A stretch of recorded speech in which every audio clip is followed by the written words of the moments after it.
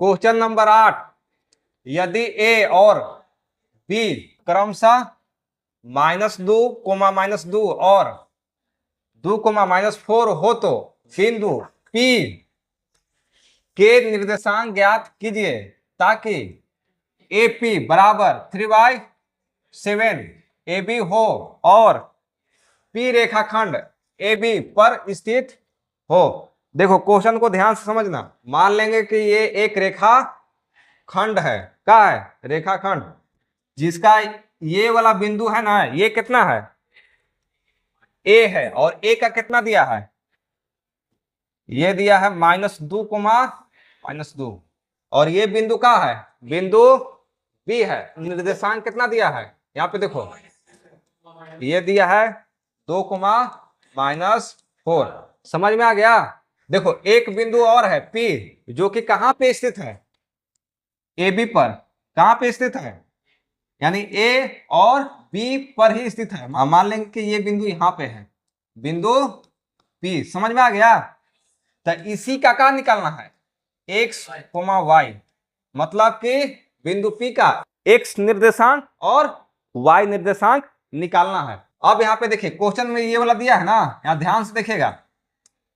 Question में क्या दिया है, ए पी बराबर 3/7 ए बी। समझ में आ गया। देखो यहां से ध्यान से समझना, एक वो दिया है एपी, क्या दिया है, एपी, और वो क्या है, ए बी है, ये वो क्या है, ए बी। अब इसमें देखिए एपी और ए बी का मान कैसे निकलेगा। देखो ए से पी मतलब कि यहां से यहां ना, ए से पी, तो एपी इसमें देखिए 3 होगा कि 7 होगा, बताइए। और है एगो है ए बी, एगो का है ए बी, एगो यहां से यहां तक की दूरी है, तो इसमें बड़ा वाला के बड़ा दे देंगे, बड़ा वाला के बड़ा। देखिए ए से बी है तो बड़ा ना है, और ए से पी है छोटा है, छोटा है कि नहीं, तो छोटा वाला के क्या कर देंगे, छोटा मान लिख देंगे। ए से पी कितना है 3, और ए बी का मान कितना लिख देंगे 7। समझ में आ गया।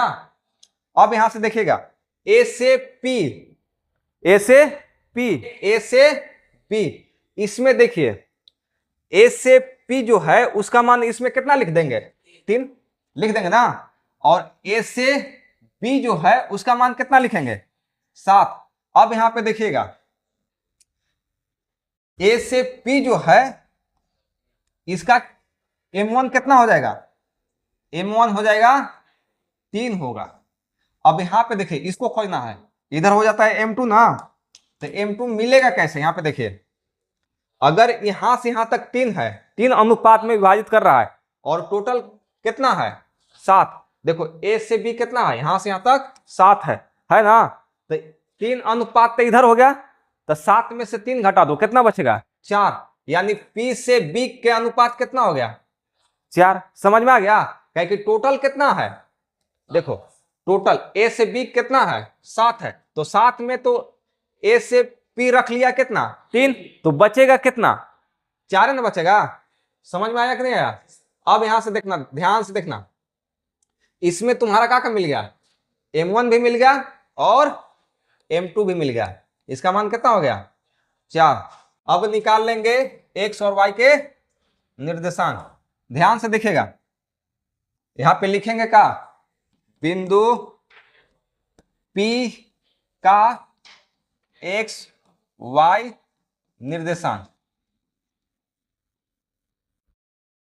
देखिए x के लिए क्या फॉर्मूला होता है, M1 x2 plus M2 x1 बटा M1 प्लस M2। समझ में आ गया। अब यहां पे देखिए y के लिए क्या फॉर्मूला होता है, यहां पे कोमा लगाएंगे ना, y के लिए होता है M1 y2 plus M2 y1 बटा M1 प्लस M2। समझ में आ गया। अब यहां पे देखो ये वाला क्या है, x1 का मान है, और ये y1 का मान है, ये x2 का मान, और ये y2 का मान। अब मान भर देंगे। देखो यहां M1 का मान कितना है, यहां पे देखो m1 का मान 3 है, m1 का मान 3 गुना x2 का मान यहाँ पे देखो 2 प्लस m2 का मान यहाँ पे देखो 4 है, x1 का मान -2, फिर 3 प्लस 4, m1 का मान कितना है 3 है और m2 का मान है 4। अब यहां देखिए m1 का मान 3 गुना y2 का मान -4 प्लस m2 का मान 4, फिर y1 का मान -2 बटा m1 कितना है 3 और प्लस m2 का मान 4 है। समझ में आ रहा है? अब यहां से देखिए इसको इससे गुना करा देंगे 6 हो जाएगा।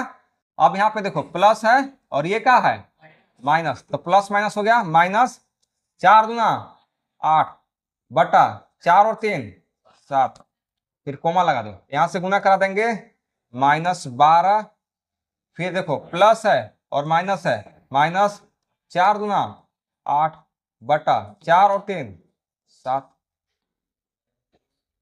देखो इसमें से घटेगा -2 बचेगा बटा 7, कोमा माइनस और माइनस जोड़ देंगे, चिन्ह माइनस के लिखेंगे, 12 और 8 हो गया 20, -20 बटा 7। ये हो गया बिंदु P का XY निर्देशांक, यही निकालना था। समझ में आ गया? यहाँ पे देखिए यही निकालना था। यहाँ पे लिख लेंगे बिंदु P का निर्देशांक कितना लिख लेंगे, -2 बटे 7 कोमा -20 बटा 7। समझ में आ गया?